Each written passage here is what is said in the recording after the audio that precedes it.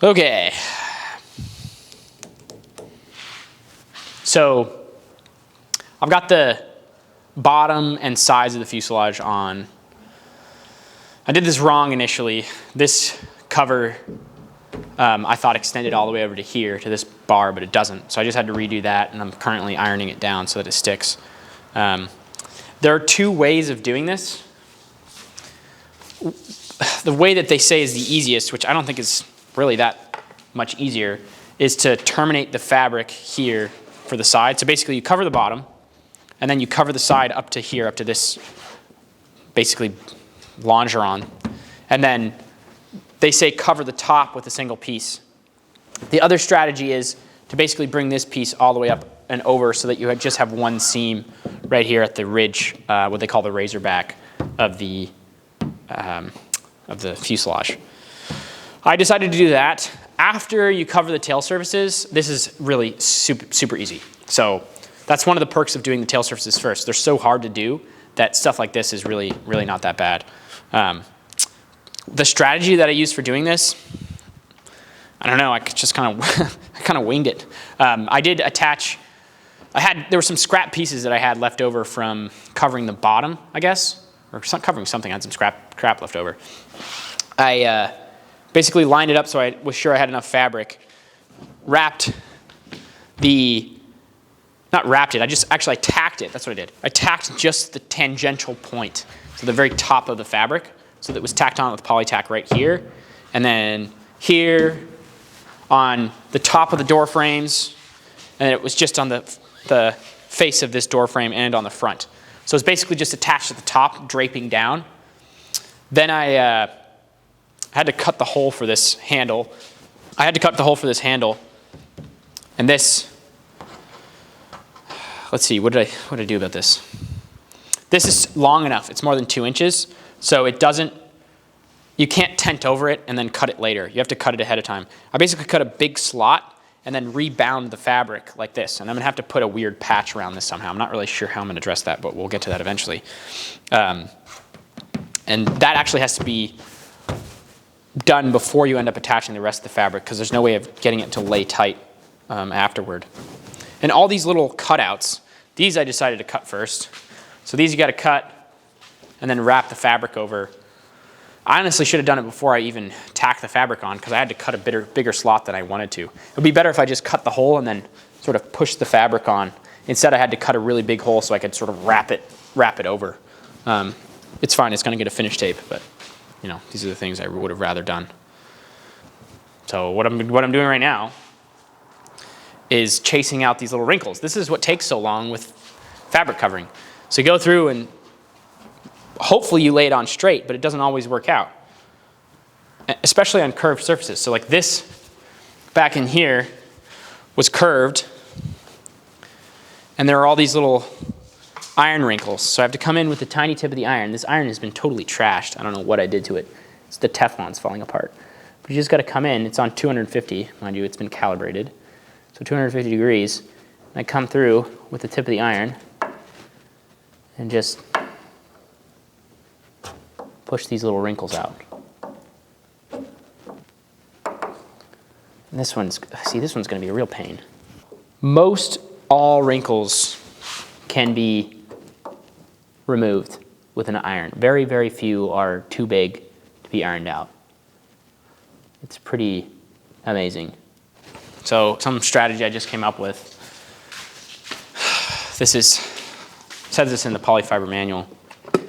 If a wrinkle's too big, especially over these seams, I have just a pure container of MEK here, straight MEK. I can just dab it on that section and that section on those little wrinkles. Let it sit for a second. That'll release the bond enough for me to actually start shrinking these wrinkles out from both sides.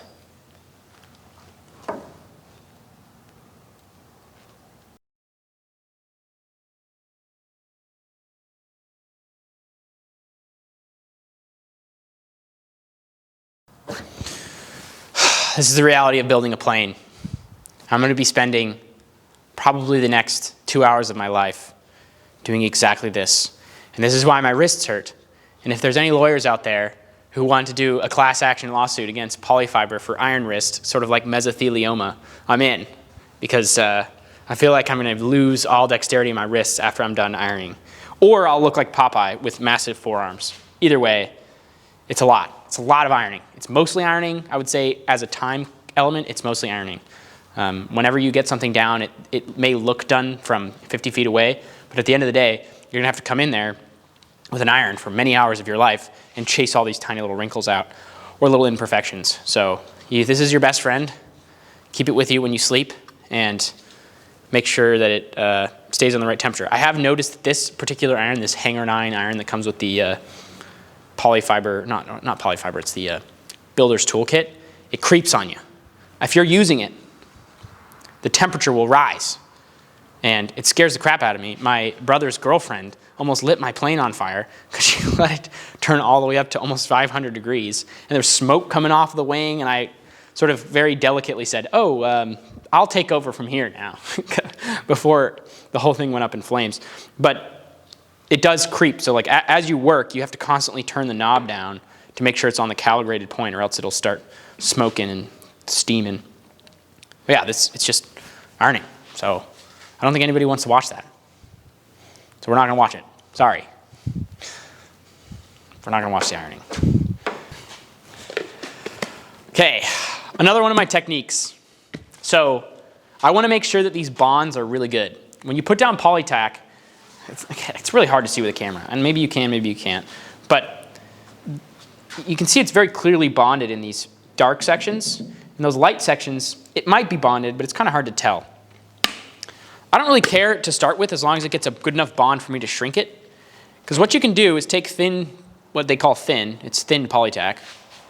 It's basically 50-50 polytack MEK blend. And you can take that, once it's been tightened, you can run it along the seam. And I don't know if you can watch this happen, but it basically saturates all the way through to the polytack underneath and really tightens up that bond so that it's a complete bond. And I just run it over with my finger, and my finger's covered in polytack, which is not the end of the world, but I end up peeling polytack off my fingers for hours. We can go through on all these seams and make sure that they are really tight down once this thing has been pre-shrunk basically to 250 degrees. So that's all. Let's see, another dab there.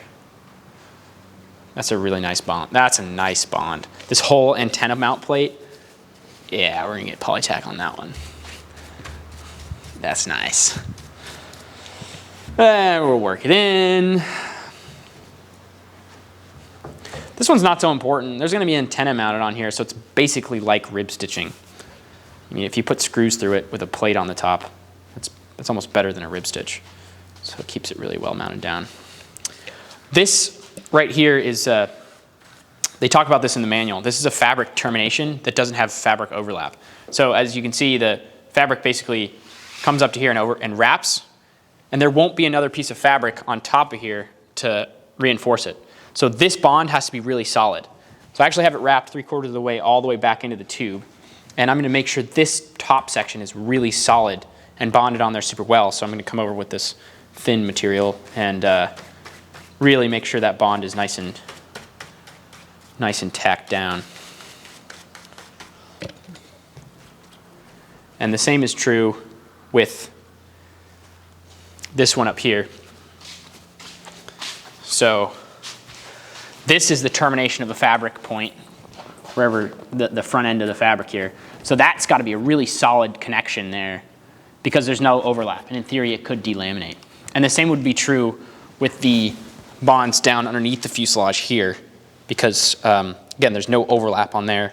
That is what has to be so secure. So what I did with this is I actually ended up and just gobbed a ton of polytack on top of it so it can't get any wind exposure and it'll be very securely tacked down. But yeah, we can go through and do this for hours. The other thing I do is sometimes I wait to get these sort of little free ends tacked down. Sometimes you can get, basically you get the fabric wrapped around the tube, but if you run your finger on the seam, there's sort of some loose ends. And there are a couple ways to get the loose ends to stick down. An iron does usually a pretty good job if you have enough material. But another thing I like to do is just hit it with that thin material. We call it thin. We hit it with the thin, and then just sort of push them down. All right, all those are good. Here's a mistake that I made. So the door frames, I think I've seen this done a couple different ways. The fabric, I think, is supposed to be worked all the way up with the door frame. That's what the manual says. But in order for this to be just right, you got to make sure that this edge is tucked all the way in. And like on this one and this one, I pulled that edge out. So basically the fabric should be sitting in the edge. So if that's the edge, the fabric should be sitting right up in there. Well, it's tented right now over some of these sections. So when the door goes to close in on this, that'll actually push it up with the fabric. So what I'm going to do right now is get some MEK to release all these bonds. And I'll come back with, I guess I'll use a paint stick.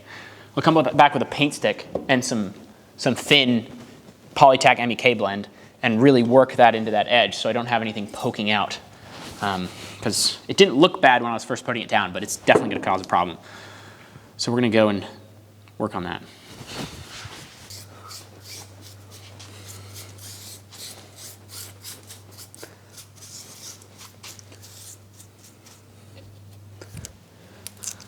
Ooh, gross. Okay, I'm peeling this back. It's pulling all the material with it. I hope this isn't... Should probably put a little more MEK on there.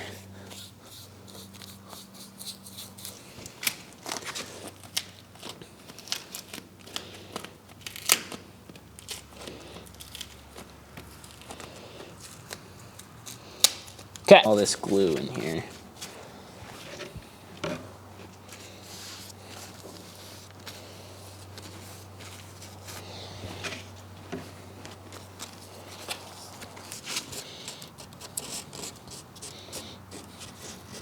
Oh, so much better.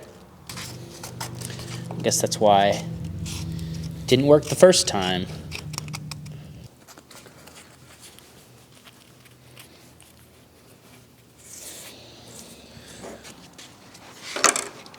I think this is probably like video editing, where for every, 30 minutes of footage is 2 hours of editing. I think for every 30 minutes of tacking seams down, it's 2 hours of ironing easily. Because I'm gonna have to come back through here with an iron on all this stuff, get all these little wrinkles out.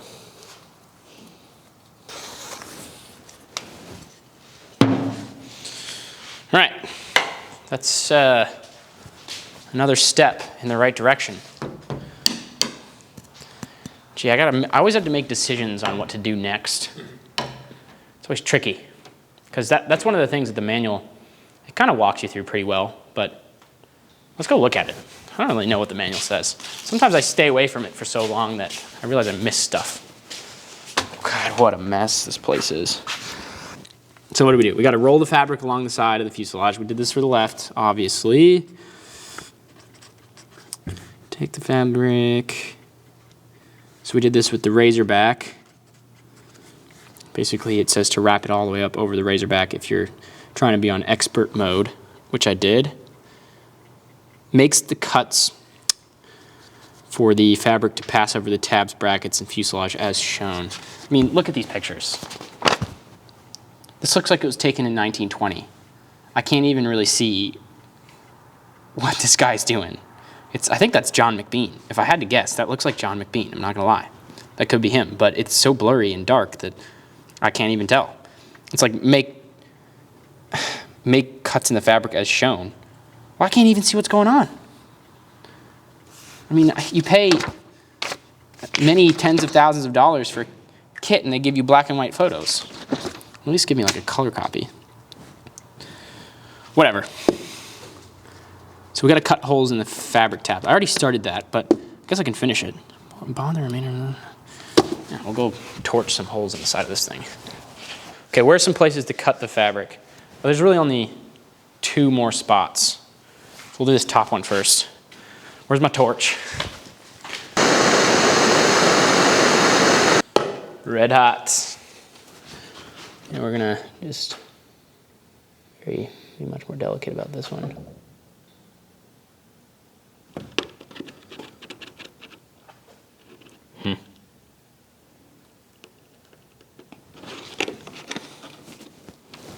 There's one hole. Gonna re-up on the heat.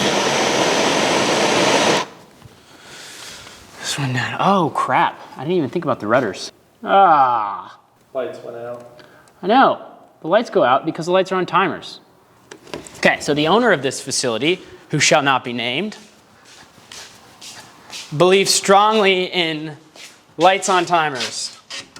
So they used to be 1-hour timers, and we have to go over there every basically 45 minutes to make sure the lights didn't turn off on us. But now they're on 6-hour timers, which is still pretty annoying, but it's really not that bad. I just am not a big fan. What do I even do here? Let's go look at one of the crappy black and white photos. There's a hole. I can't really tell. Can you tell what that is? No. There's a hole there. Yet again, I don't know anything. That's just the camera did. So, not really good at that either, so. I mean, it says cut. Tabs, brackets, bushings.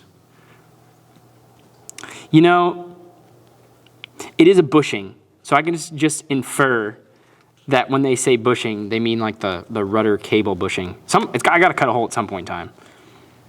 So I guess now is that time. Now is going to be the time. I'm going to do it. Okay, fresh blade. Meet fuselage.